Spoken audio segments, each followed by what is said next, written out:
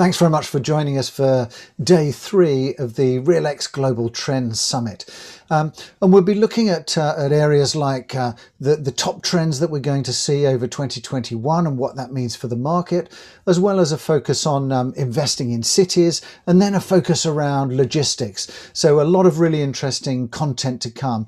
But first of all, what I'd like to do is introduce Sean Culey, who's going to give the keynote presentation just to kick us off for the day.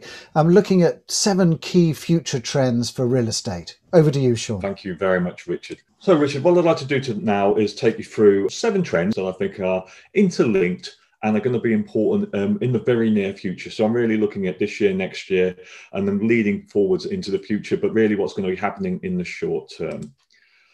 I think the one that probably be no surprise to anyone is that trend number 1, which is we're not going to go back to the sort of old model of continually working out of the office. So this new hybrid working, the mix of sort of remote and office-based working, is going to become the new normal.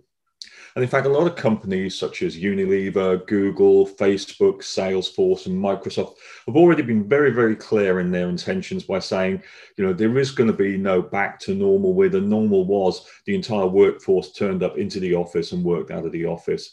It's going to be much more of this hybrid model of remote and office, where people only really come in when they absolutely have to work in a sort of, you know, integrated team-based manner, you know, physically together, and where people are much more flexible about where they actually work and when they work. An executive survey of C-suite was carried out very, very recently, and most of the executives said that they expect the changes made in response to COVID to effectively become a permanent feature of the working environment moving forwards, with more than 80% saying they believe that more than 25% of the employees would work pretty much remotely all the time.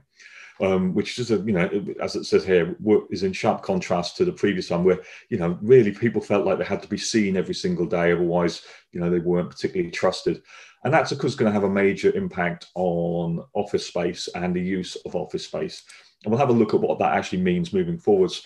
The first one, obviously, is that companies will have to rethink their office requirements. And what we're going to see is that space will become a lot less, you know, personally dedicated to certain individuals and much more based around hot desking and shared spaces. If you're not going to be in the office every day, you know, having your own personal little desk is probably going to be a lot less important, and also going to be quite a waste of space for people. So, you know, hot desk and share spaces, those sorts of things, going to be incredibly important. I think we're going to see a lot of companies downsize their office requirements or leave their existing, you know, premium cost premises for several smaller, more cost-effective units. I think anyone that keeps their prime location offices or HQs, they're going to make it much more mixed purpose. So they've been looking for sites that maybe incorporate residential, retail, and lifestyle spaces. So, you know, office blocks just for the offices, I think, will potentially be something that is not a trend moving forwards, but rather looking at offices that interfaced into, or spaces that are, you know, mixing office space with also retail space and gyms and restaurants, these sorts of things. Officers themselves, even in themselves, you know, I really think these social distancing guidelines are not going to completely disappear, certainly in the short term. So what we'll see is, rather than, you know, offices where, you know, we have rows of people sort of shoulder to shoulder, that's kind of going to disappear. And instead we're going to see a more, you know, sort of much more spacious environment where people are allowed to sit a little bit more distant to each other than they previously have done before the pandemic. As a result of that, you know, real estate companies are going to have to adapt their spaces to meet this change in demand. From a company's perspective, they're going to have to invest on providing employees with more remote working facilities, such as desks, computers, ergonomic chairs, those sorts of things. And you can see how the workers themselves are going to be looking at saying, right, given that this is not going to be a temporary thing, you know, it's not good enough to continue to work at the kitchen table. I'm going to have a dedicated home office. So I think we're going to see a lot of investment in, you know, either the building of home office spaces or the conversion of spaces within the homes to specifically home offices. And I think we'll also see, you know, a bit of a housing boom around that as well, because I think a lot of people will see the opportunity to not necessarily live in places that are so expensive, but move a little bit out of inner cities, to places which are a bit more affordable, where you get a bit more space and where maybe they can have that extra room that's dedicated to an office. There are some pluses, I suppose. The reduction in the need to commute to the sales office daily will create a reduction in pressure on the road and rail networks. which in turn will mean that people will be a bit more selective about where they live, and they will look at more sort of attractive semi-rural locations with good transport links rather than necessarily having to live, quite so close to the office. There is going to be some downsides, I think, for companies. One of the things that they've probably not really seriously thought of right now is sort of cybersecurity training, because they've maybe seen this as being a very temporary measure. Once it becomes established that this hybrid model is permanent and going to be the way we operate moving forwards, then I think, getting more stringent security profiles and better training for cybersecurity measures is going to be more and more important. Now, as people are able to work from home, that means they don't need to be in the office at the same time, which means they can be flexible around their travel time. So, one of the upsides, I think, will be the reduction of the need to have that sort of cram train scenario or congestion road where everyone's trying to get to the offices at exactly the same time, and where people can potentially say, right, look, I can have my morning meetings, virtually, and then I can travel into the office late morning or early afternoon when traffic's very light, which means that actually what you're doing is we're spreading a lot of the congestion so that people can actually pick and choose when they come into the office a little bit more, rather than demanding that they have to be there from 8:30 so that everyone's congested on the road and rail at exactly the same time. And finally, I think business flights, we've seen obviously a complete and utter drop off of international travel for business meetings in the short term. I don't see that coming back. I think it will come back in a very small way, but companies are going to really look long and hard at this and say, if it's a meeting that can be done over telepresence, do it over telepresence. If you have to go and physically sign a document somewhere in the other end of the world, then you have to go. But I think it will be really looked at as an exception rather than a rule. The previous world before COVID was everyone was flying everywhere and the planes were constantly full. I really don't see that happening. To adapt to that, I think the cost of flying will increase, which means it'll actually put more pressure on companies to not fly. So it'll be a bit of a vicious cycle for the air travel companies, I think. Now, trend number one leads us nicely into trend number two. If we're going to have more people working from home long term, then obviously some of the emergent trends such as e-commerce is simply going to continue as well. And omnichannel is going to become the new norm. So as I said, continuation of home working, we'll see e-commerce continue to rise, especially in food delivery and grocery.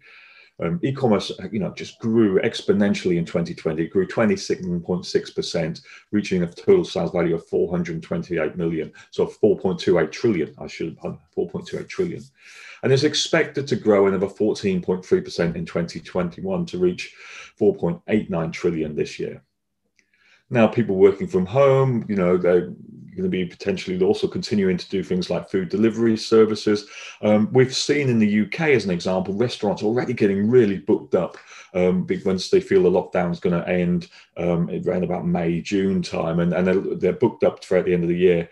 That will be a short-term peak, I think, as people want to go back to restaurants. But I don't see food delivery services ending. And I think a lot of restaurants will start to open up effectively what they call ghost restaurants that are purely designed for the delivery of food and not for dine-in services. Physical retailers are going to have to really adapt to this omni-channel model to enable multiple sales and logistics channels. And any organization, any retail organization that just sticks purely with the physical store is going to really struggle to survive. Now, as these physical stores close, high streets are obviously going to change dramatically. But I think this is a great opportunity. A lot of high streets have started to look very tired and very worn down over the past number of years. And I think this is a great opportunity for them to become much more multi-purpose, much more pedestrianised, much more experienced and cafe focused. So I think what we'll see is a sort of resurgence of the high street, but it won't be the high street that we left. It'll be a completely different type of high street that's based more around personal experience and less around just pure shopping. Companies that have embraced the omnichannel model, such as Target in the US, have actually seen significant growth as a result. Target has reported that omnichannel customers, i.e. their customers that purchase from stores, mobile and online, spend 4 times more than store-only buyers on average, and 10 times more than their digital-only customers who probably only dip in infrequently. And one trend that we are going to see continue is the continuous march of Amazon. It's already got over 150 million Prime subscribers globally, and Prime subscribers, continuously use Amazon as their first port of call for pretty much everything. The Amazon marketplace now covers up to the 50% of US online sales and has 2.5 billion visitors a month in the US alone. And I think we will see that trend continue over Europe, specifically in the UK and Germany, where Amazon has a really strong presence.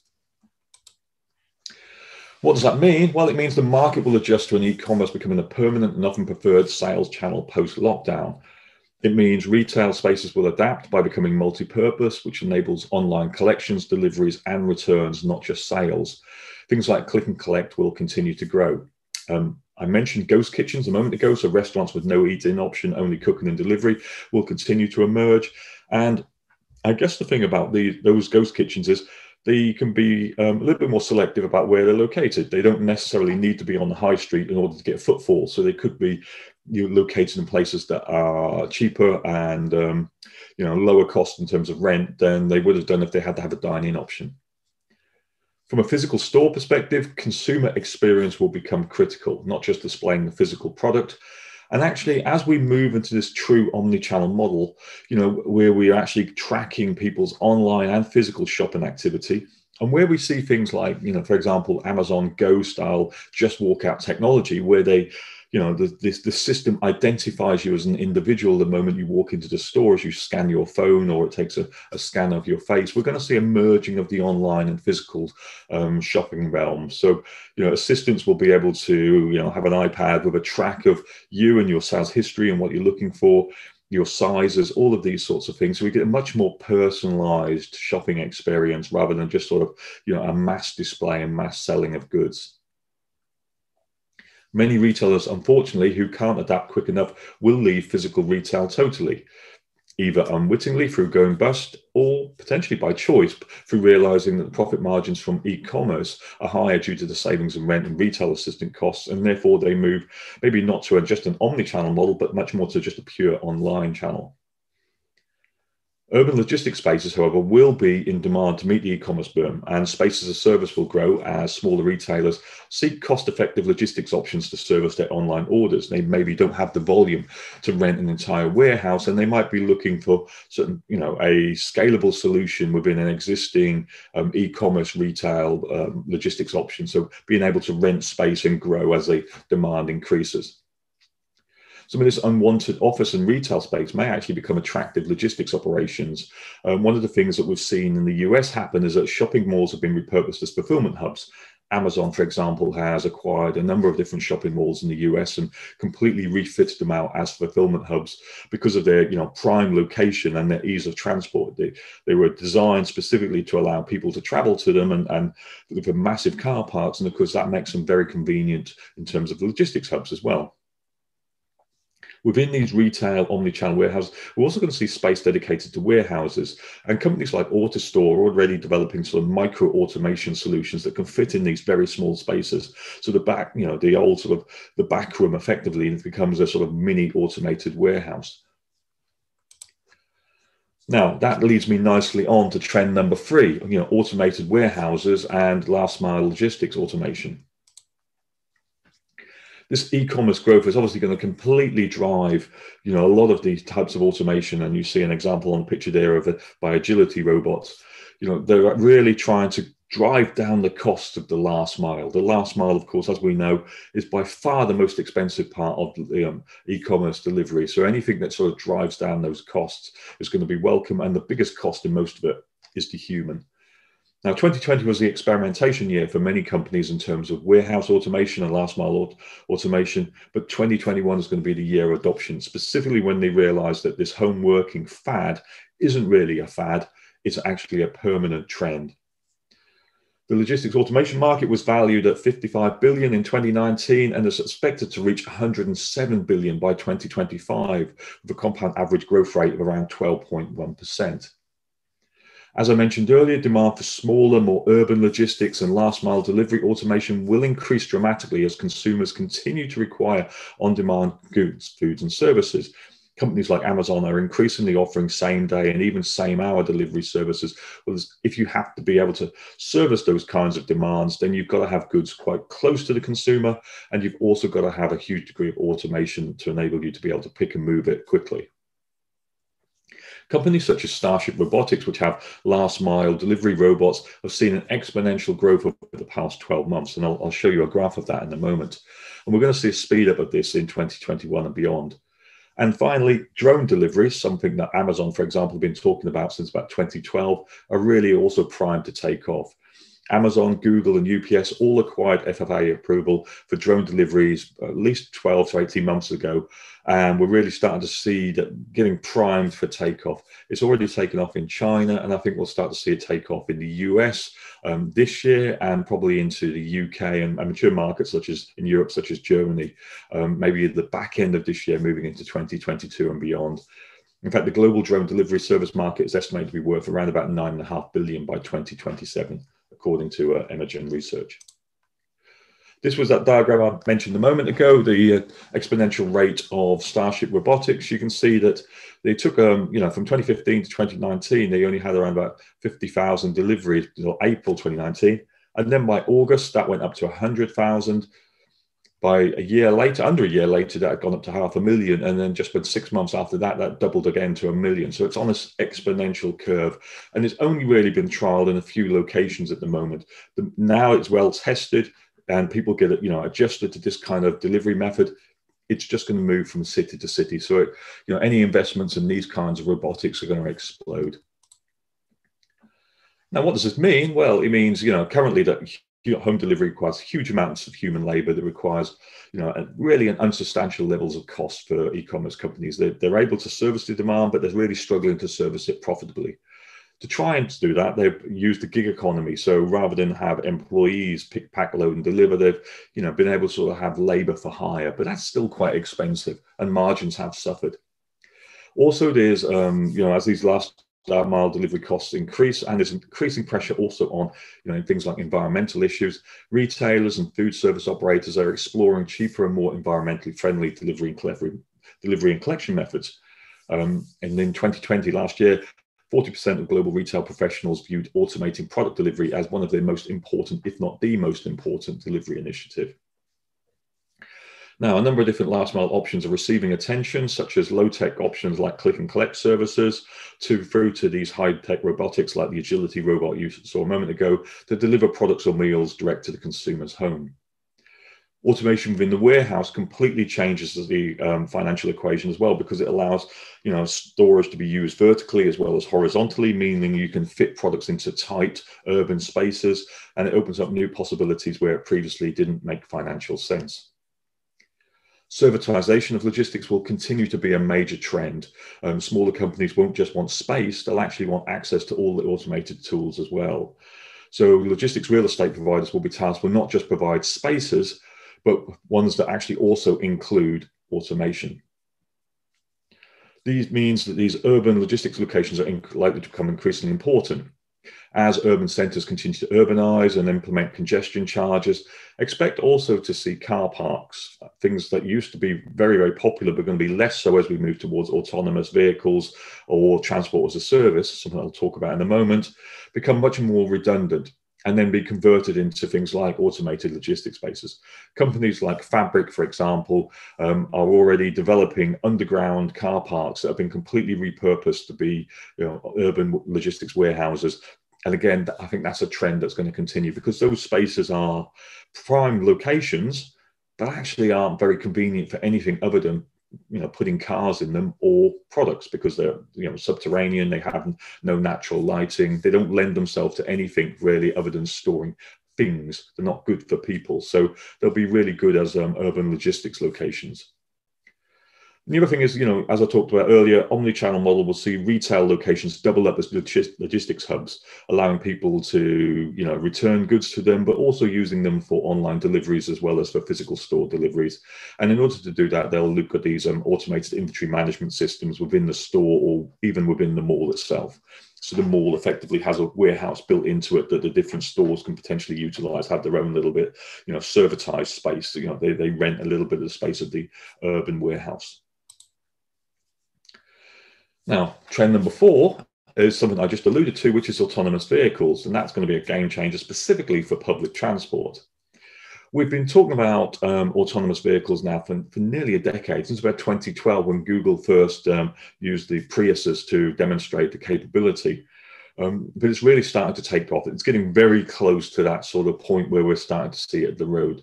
One of the reasons for this sudden, shift in positivity around autonomous vehicles is the fact that Amazon has brought its, rather extensive wallet to play in this market by spending over $1 billion on acquiring self-driving company Zoox. And it very rapidly debuted a self-driving robot taxi, the thing you can see on the screen right now, which is capable of driving 75 miles an hour. And it gives an example of potentially, what we're going to be looking at first. So rather than seeing, everyone having autonomous cars, what I think we're going to be looking at first is, shared transportation, moving around urban centers using these minibuses where you effectively can just sort of hop on and hop off. And, Amazon is looking also at these sort of vehicles in order to become not just people carriers, of course, but also logistics carriers, to effectively become light commercial vehicles that can help to bring down those costs of the last mile delivery as well, by being able to move goods and deliver goods to consumers.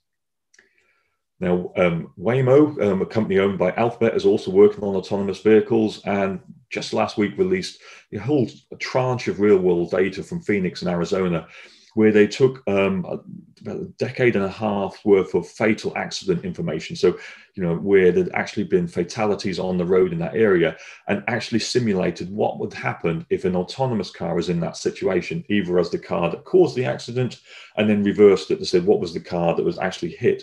And what they found out was that their autonomous car in the simulations would have avoided 100% of the accidents that caused the fatality, where the autonomous car was the one that caused the accident.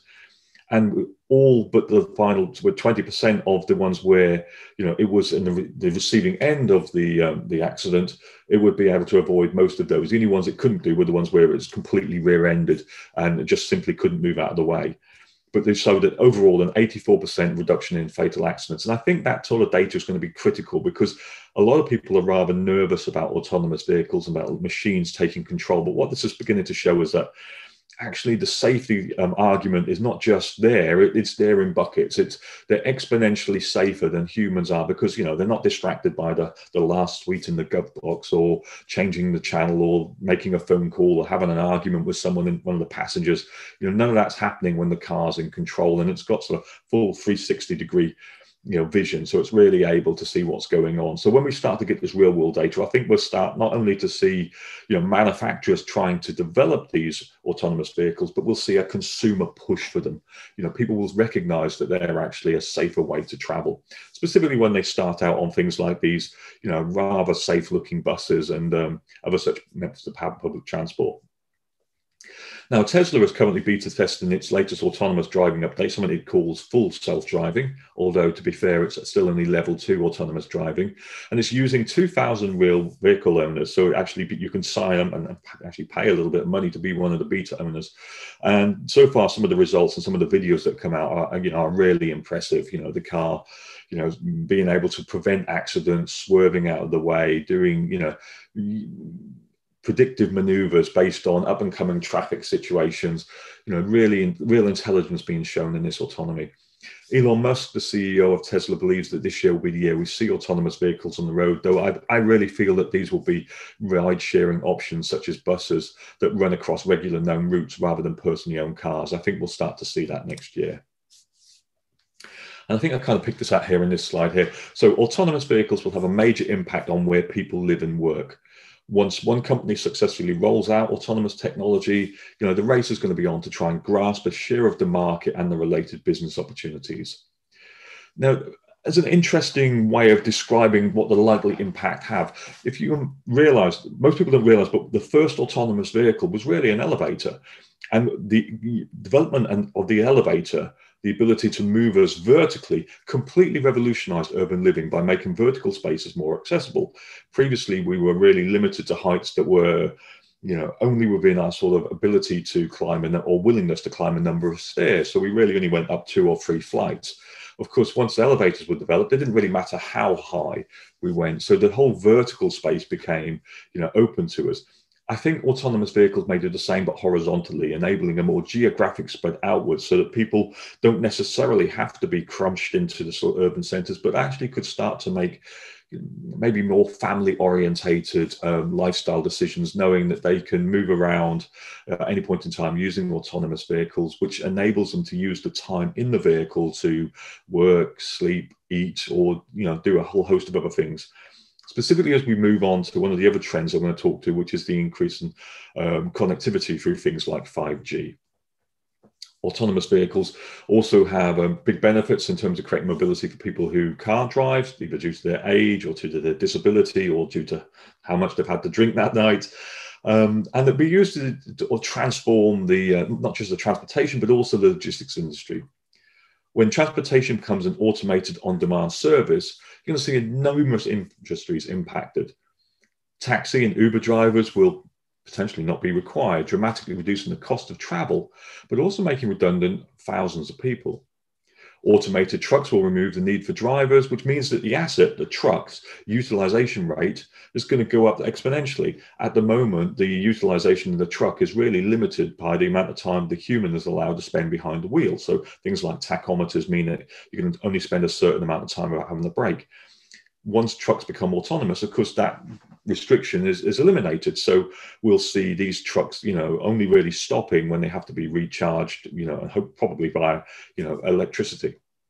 And things like automated air transport, what they call VTOL, vertical takeoff and landing drones, will revolutionize travel. And Uber's spending a lot of time looking at something called Uber Air, where it's using these VTOL drones to move people between sort of skyports. And so what we'll see, I think, is a revolution, maybe not so much in international travel, but certainly in domestic travel. And I think that could be, particularly prevalent in things like the US, where you have, quite large cities where people might want to travel across them using these sort of VTOL drones that completely avoid the traffic. So I think we'll see autonomous trucks and autonomous public transport in places like China this year, and next year in the US, and maybe in Western Europe as well. Autonomous personal vehicles, I think we'll see in China and Japan next year, in numbers, and by the West by 2024. Now, most of these autonomous vehicles, in fact, probably all of them, will be electric vehicles. I don't see the driver to try and put together, autonomous vehicles and internal combustion engines. I think really we'll be looking at EV automated vehicles here. So both renewable energy and electric EVs are now becoming mainstream. The move to become carbon neutral is accelerating due to, state pressure by the European Union to go carbon neutral by 2040, all these sorts of things. It's creating a sort of carrot and stick model where, there's lots of carrot incentives for people to move to renewable energy and to move to electric vehicles. And there's also a lot of sticks as well. There's a lot of negative incentives, things from congestion charges for, or additional road tax for SUVs that are diesel based with big engines, those sorts of things. Last year saw 2/3 of new power added through solar and wind, which was a total of 119 gigawatts. And overall, renewables, including hydro, accounted for 27% of the total power produced last year, which was up from 20% in 2010. So it's continued to grow, and it's now over a quarter. Private investment is one of the interesting areas. So private investment in renewable energy continues to grow. Amazon has become the world's largest private purchaser of renewable energy. It has 127 renewable energy projects globally with the capacity to generate over 6,500 megawatts and deliver more than 18 million megawatt hours of energy annually, which is about enough to power more than 1.7 million homes. Certainly enough to power its fulfillment centers and all of the robotics that are being used within it, and potentially all of the delivery trucks, the electric delivery trucks that are going to come to and from that as well. One of the areas, obviously, Amazon needs a lot of renewable energy for its data centers, because, of course, AWS, Amazon Web Services, is probably one of the biggest providers of cloud-based services in the world, if not the biggest provider of cloud-based services in the world. Amazon is aiming to use 100% renewable energy by 2025 and to reach net zero carbon by 2040. Now, I've mentioned electric vehicles. Electric vehicles have been around for a while, specifically hybrids, ever since the Toyota Prius, which was kind of an uncool sort of Californian kind of car that sold in very small numbers for pretty much a decade and a half. But ever since Tesla's come on the scene, EVs become, really, really cool again. And people are talking more about, cars that can reach 0 to 60 in supercar performance than they are talking about how boring it is. So there's a real mindset shift in terms of electric vehicles. And you can see that if you go online and look at any sort of car review websites. It's all like EVs and hybrids. That's all they're talking about. So there's a real consumer shift and a real consumer demand for electric vehicles now. And as I said earlier, that's been backed up by a number of state incentives, such as zero road tax, 0% benefit in kind rates, congestion charge exceptions, these sorts of things, which is especially tempting for company car and fleet companies to move away from internal combustion engine cars. Likewise, the stick element of increasing road tax and congestion charge fees are making diesel and petrol cars just less and less attractive. And, if I take myself as a personal example here, whilst we've had the pandemic on, I've gone down to one car. We've removed one of the cars from the household when its contract was up. As we go back into working again, I'm not going to be looking at buying, a diesel or a petrol car moving forwards. And I'm sure there are, quite a few other people also taking that decision because it's becoming, not a good long-term investment. And all you can see is more and more penalties for people who, have invested in, for example, a diesel SUV. Now, as we change the lifestyle shift, as we move towards this hybrid working model, the reduction for long commutes will actually take away one of the biggest restrictions with EVs, which is range anxiety. So most people have really avoided, investing in electric vehicles because they've been concerned about range and they're concerned that there isn't enough recharging points. And as battery technology increases and the number of recharging points increases and the need to travel between offices now decreases because we can have telepresence meetings, then I think EVs become a much more attractive proposition. Private companies are also stepping in. McDonald's in the UK, for example, has already said it's going to have EV charging points at every single one of its restaurants. So while you're sat having your Big Mac, you can recharging your car. And then increasingly, a lot of these charging points are going to be these fast charging points that will be able to give you at least 80% charge within 15 minutes. One of the areas that are really attractive for EVs are electric light commercial vehicles. So as we talked about, this explosion in e-commerce has also created an explosion in demand for light commercial vehicles like vans in order to do these sort of suburban deliveries for deliveries for Amazon and other such e-commerce retailers. Now, Mercedes, when they looked at their Sprinter vans, have realized that actually most vans only do on average around about 60 miles a day, which is way under the range of an electric vehicle, which means, they're perfect really for this.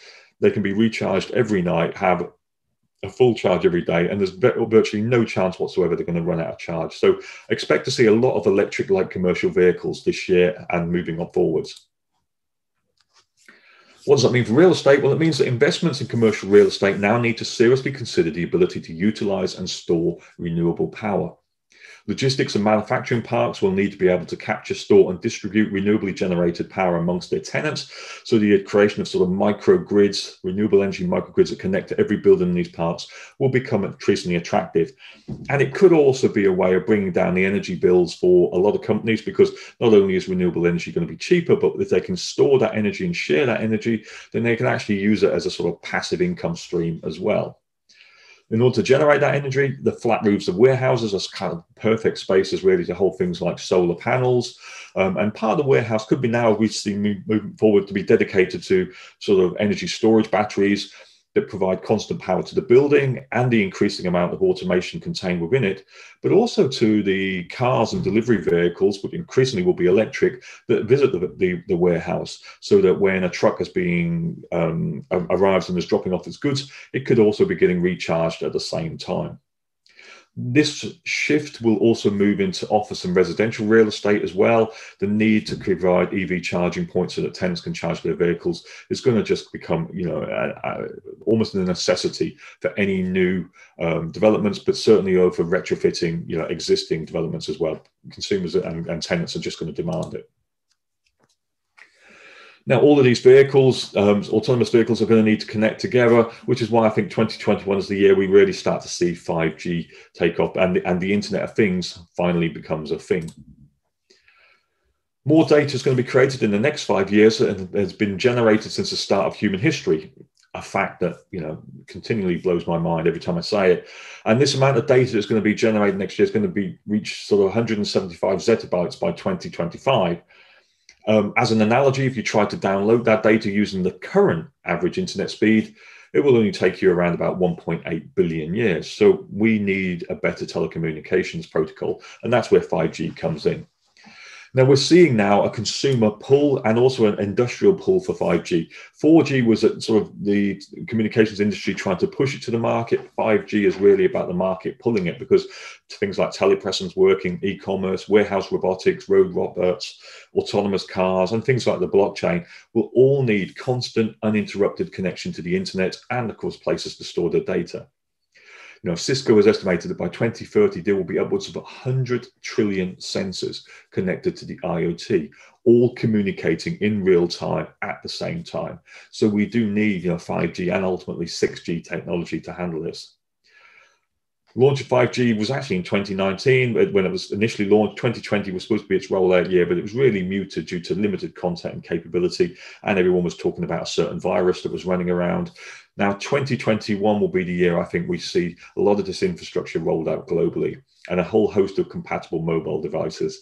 And in fact, companies such as AT&T have already stepped up and said that they're going to offer 5G and 5G plus connectivity to all of their customers on unlimited plans with no costs. So what we're expecting to see really is the number of 5G smartphones to double to 600 million in 2021.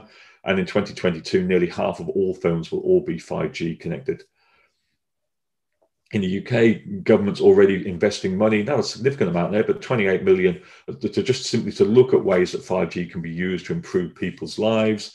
And of course, things like telepresence capabilities and the ultra-fast streaming of 4K movies, faster online gaming, VR, AR, all this sort of stuff, plus the Internet of Things, will just simply demand 5G communication technology. And the industrial Internet of Things, especially, the ability to put sensors and everything from pipelines to utilities to, your buildings and have that connecting and communicating continuously. It's a pull. There's a real pull for 5G going to happen this year. What does it mean? Well, it means that 5G aims to hit a 1 millisecond perceived latency and a reduction of 90% of power consumption from wireless units. Now that's critical, that last factor there. With all of these connected devices, each one of them are using the same sort of power as they have done in the past. We're just going to really struggle to be able to meet the demand. So it has to become more efficient in terms of power consumption. 5G is designed to reach a maximum data rate of 10 gigabytes a second, which is 100 times faster than 4G. 6G is 100 times faster again. But really what we're looking at when we talk about 5G is the ability to sort of download a 4K movie in about 8 seconds, incredibly fast. It's going to allow for new industrial and media entertainment services. Companies are going to look at this in the same way that 4G kind of revolutionized, our ability to use the internet on mobile devices. 5G is going to take it to the next level. It's going to enable people to stay connected better. It's going to enable this hybrid working model to progress from just working at home where I've got an Ethernet connection, so effectively working from anywhere. And I think one of those areas will be, in autonomous vehicles, as we're moving around and we don't have to drive anymore. The vehicle effectively can become a mobile office using 5G.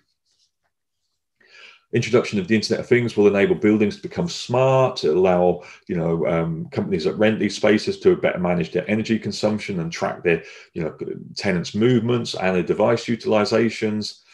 And it allows us to sort of connect together all of these different devices. So, for everything from, sensors in electric vehicle recharging points to the vehicle themselves, to the buildings, to, everything's going to become connected to effectively everything, enabling the creation of what they call digital twins, which enables a full digital replication of the real world so that we can capture data from these sensors as things are actually happening, enabling companies to become both predictive and prescriptive in terms of their actions, a lot less reactive, but also enable them to simulate exceptional events in this digital world before they actually happen in the real world. Now, all of these devices are capturing huge amounts of data and transmitting huge amounts of data to the cloud. And of course, that's going to cause an explosion in the ability to actually store that information. So we're going to see a massive increase in already what is an exponential growth area, which is data centers. As the 5G and the Internet of Things rolls out, data centers will have to adapt in terms of both their size and in terms of their location. hyperscale data centers will continue to be required. At the moment, the big players in this are the sort of FANG companies of Facebook, the Amazons, Netflix, Google's, all Microsoft. Those are the companies that are investing big. We're going to actually have to see companies invest on this for smaller organizations as well, but they're going to scale up enormously. Data generation is only going to go one way, and it's going to go upwards. So the ability to store that data is going to become absolutely critical. So data center investment trusts were the highest performing real estate investment trusts last year, ending the year 21% up, when a lot of the other real estate trusts were actually, pretty stagnant over the year. Data centers, huge, consumers of electricity. All of these things are constantly, connected and generating and huge requirements for energy.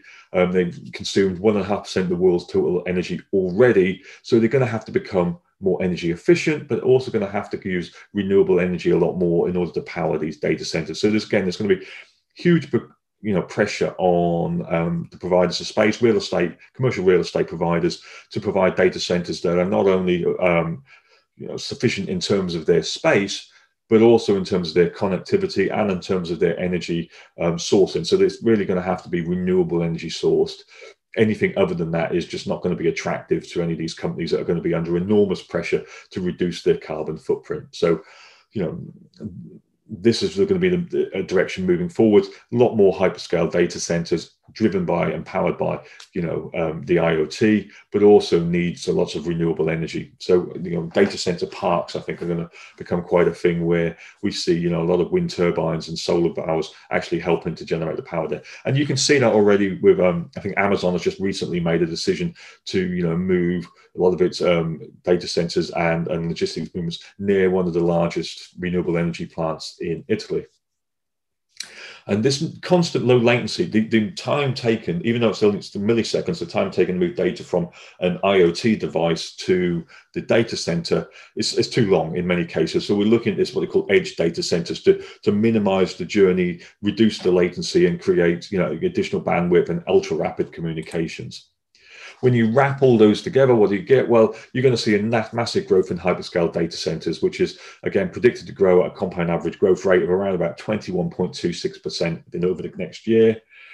But there's concerns. Data breaches, as we capture more and more data, we're becoming more and more dependent on that. And as we have more and more sensors and more these IoT devices, well, each one of those is potentially a breach point in your data security. So, a lot of shareholders and executives are going to have sleepless nights worrying about, things like data breaches and their systems being hacked. So cybersecurity is going to be a really big issue, but also so is the location of that data.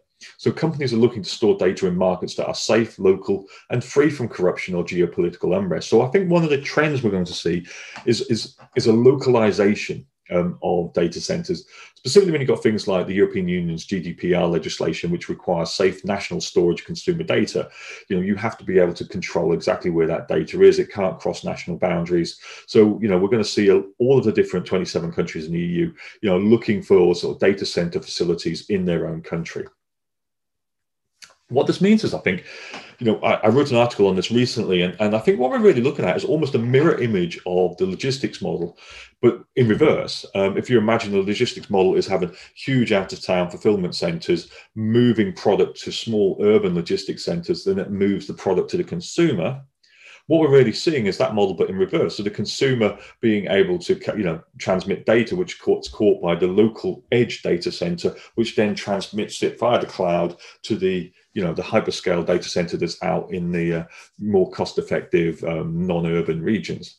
So it's kind of that model in reverse there. Edge data centers are going to be critical to this by providing local low latency connectivity and storage, effectively like urban micro-logistics warehouses, but for data. Again, as I mentioned earlier, data center developers will need to include renewable power generation and power storage capabilities. And I think really what we're looking at here is the ability to capture, store, and dispense data, via this, as well. That's going to be the same as in fulfillment centers. We're probably going to see it as well in data centers as well. Storage is going to be just as important as, generation. There's no good being able to just generate it if you have periods where we have low wind or lots of cloud cover. We need to have backups. There needs to be storage capabilities as well. What I think we'll see is sustainable power supply being included in standard co-location contracts, effectively making it mandatory for data centers to source power from renewable sources, and an increasing pressure for the data centers themselves to become significantly more data efficient. Lots of energy efficiency improvements, such as operational technological changes that require minimal amounts of capital investment, need to be investigated in the short term. So, lots discussed in a very small period of time there. I'd like to kind of wrap it up and show you how these different trends, how these 7 different trends are really all interconnected together, and they're kind of feeding on each other in a sort of virtuous cycle. So, as I say, we're going to see a continuation of remote working, and hybrid working is going to become the norm, which is going to continue that demand for better connectivity, plus continue the growth in home entertainment, food delivery, and e-commerce. Which means we're going to see a growth in home delivery business models and omnichannel supply chains for retailers and for things like restaurants, etc. Which means there's going to be an increased demand for logistics automation to provide faster and lower cost home delivery. And when you put the two together, you get a combination of home working, which causes a reduction in commuting, which causes themselves a reduction in car ownership, which means there's an increased demand for cost-effective on-demand transportation and ride-hailing services. The acceleration of investment into autonomous delivery and personal transportation vehicles will concur, and then a lot of those will be electric. As I say, I think electric's now pretty much at its tipping point, and I think this year will be the tipping point for EV vehicles, specifically in the UK and in a number of other Western countries such as Germany. State and corporate incentives will create increased consumer logistics and fleet demand for electric power vehicles, which means there'll be increased pressure to increase battery capability, battery life, and also provide large numbers of fast charging capabilities. This increase in renewable energy generation and storage will mean that they will become the primary source of power from 2025. There is going to be incentive for coal or oil-based energy generation moving forwards. It's done. It's just a case of how quickly can we move away from that into more renewable sources. Now, all of these different devices are going to be generating lots of information, and as the Internet of Things roll out, you've got millions of autonomous delivery vehicles and other IoT devices, as well as all of these telepresence, remote working, basically creating enormous pressure for 5G infrastructure and connectivity investment and implementation. And when you add that together, you're basically also seeing a massive demand for sustainably powered hyper and edge data centers to handle the volume from the Internet of Things, from home entertainment, telepresence, and autonomous cars. So when you wrap this all together, you can just see how each one of those is effectively like a series of dominoes that is affecting the other investment as well.